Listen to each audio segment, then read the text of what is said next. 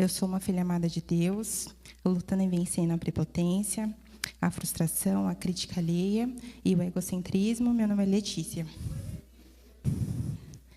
Meu nascimento não foi planejado.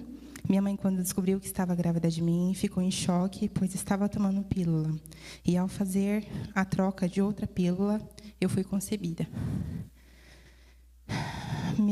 Sou a quarta filha dos meus pais, a caçula. Quando eu nasci, minha irmã mais velha já tinha 8 anos. E antes dela, os meus pais já tinham concebido um casal de gêmeos, que, infelizmente, vieram a falecer depois de 7 dias de vida, por complicações no parto da minha mãe. Quando eu nasci, fui muito amada e muito paparicada por ser a rapinha do tacho. Sempre fui uma criança muito esperta e sempre fui muito elogiada. Isso me fez ser uma criança prepotente e convencida. Com 2 anos e meio, tive que entrar na natação por indicação médica. Aprendi a nadar e, desde pequena, fui incentivada a competir e a ganhar medalhas, que sempre eram acompanhadas de fotos no pódio e muitos elogios de todos.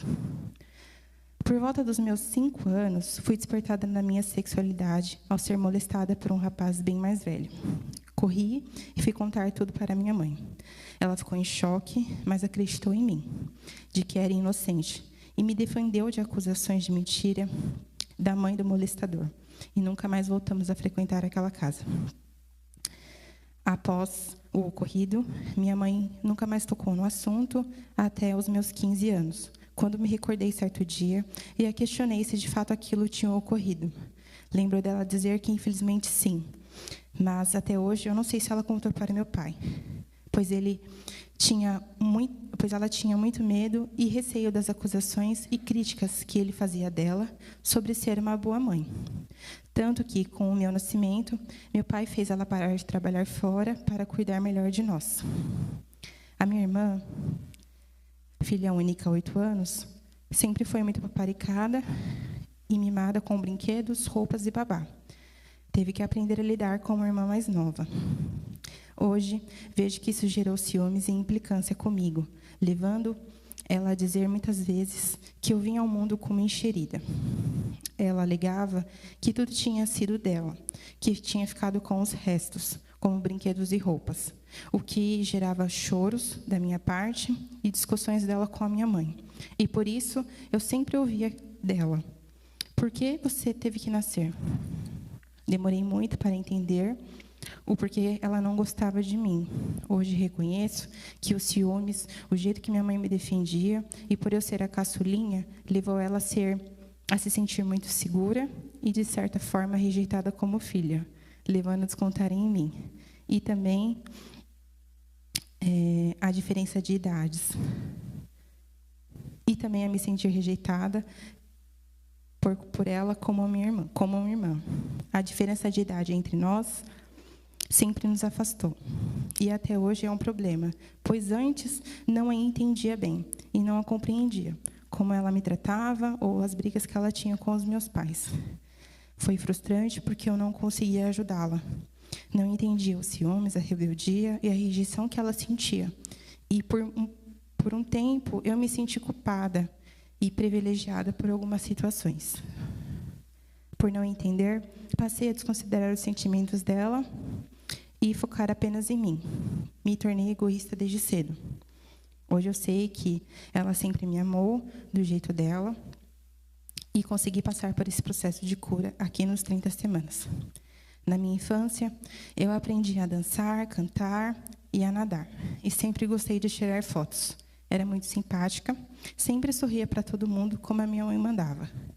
Vendo tudo isso, por indicações alheias, a minha mãe buscou a usar essas características como um possível sustento nosso e começou a fazer ensaios fotográficos comigo, a me colocar em desfiles, a participar de concursos de beleza.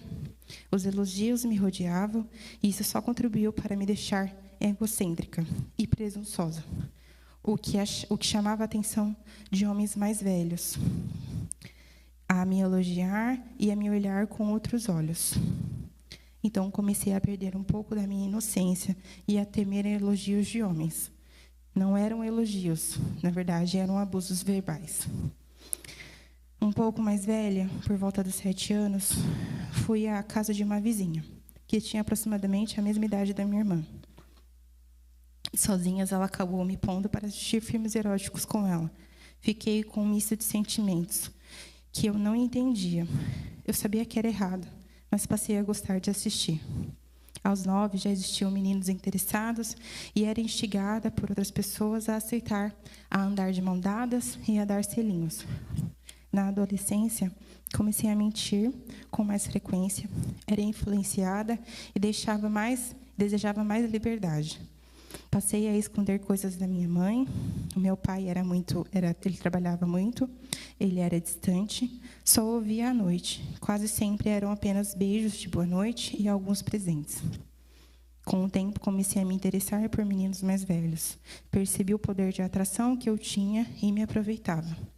Ficava com quem eu quisesse, fornicava, mas não consumava o ato, pois minha mãe me colocava muito medo e falava abertamente sobre sexo e as suas desvantagens.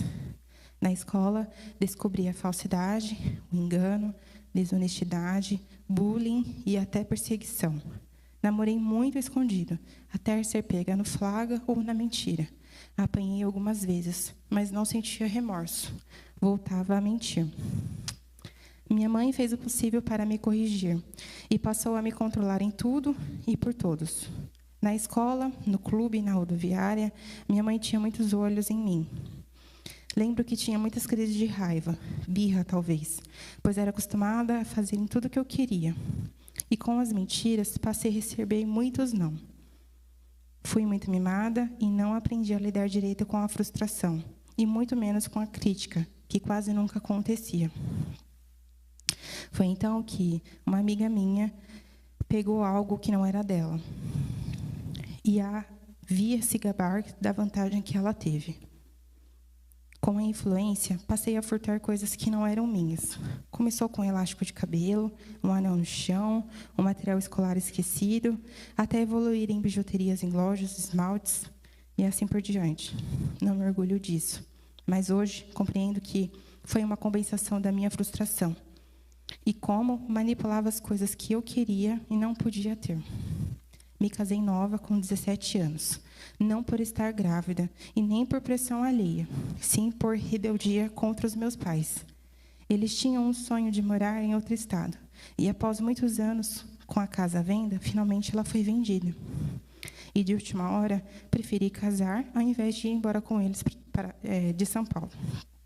Fui casada por 6 anos, e por imaturidade, falta de união e por descaso de ambos, o relacionamento terminou por traição. Me culpei, senti muita rejeição, abandono, mas aqui nos 30 semanas pude ver de fora quais resquícios ainda trazia desse relacionamento, até hoje, e pude melhorar, compreender melhor com as partilhas e com o confidente. Quando eu fiquei solteira, novamente, tomei muitas decisões erradas. Queria a tão esperada liberdade. Queria fazer o que eu quisesse. Não medi os erros e acertos. Quebrei muito a cara em empregos, amizades, relacionamentos. Passei a beber. Tive minha sexualidade distorcida. O relacionamento com os meus pais era superficial. Fingia que estava bem, quando sempre tive um vazio dentro de mim. Não era feliz. Hoje estou casado com o Eduardo há 3 anos. Homem e marido de Deus, que Deus me deu. Ele me ajudou a conhecer a Jesus e a passar pelo processo de conversão. Fui acompanhada pela minha discipuladora desde que aceitei a Jesus. Aprendi sobre a minha espiritualidade e passei a temer a Deus e querer fazer a sua vontade. Pude ser feliz em Cristo, mas não totalmente, pois não entendia como Deus me amava como filha. E somente com os 30 semanas, realmente entendi a orfandade, o que as minhas decisões me tornaram e como a perdoar para ser perdoada. Aprendi a confiar, a me entregar, depender, obedecer, a confessar e hoje a compartilhar. Hoje eu posso afirmar a vocês que em 2 ciclos dos 30 semanas, eu pude vencer o abuso físico e verbal, a sexualidade distorcida, a promiscuidade, a autoconfiança, a ansiedade e a rejeição. Parece clichê, mas sim, ainda estou em obras. Não é fácil, mas o meu conselho é que vocês entreguem e confiem no processo do autoconhecimento pessoal, do amor de Deus, nos detalhes deste curso. Como a palavra de Deus diz em Mateus 11, 28, venham a mim todos os que estão cansados e sobrecarregados, e eu lhes darei descanso. Obrigada pelo silêncio de vocês.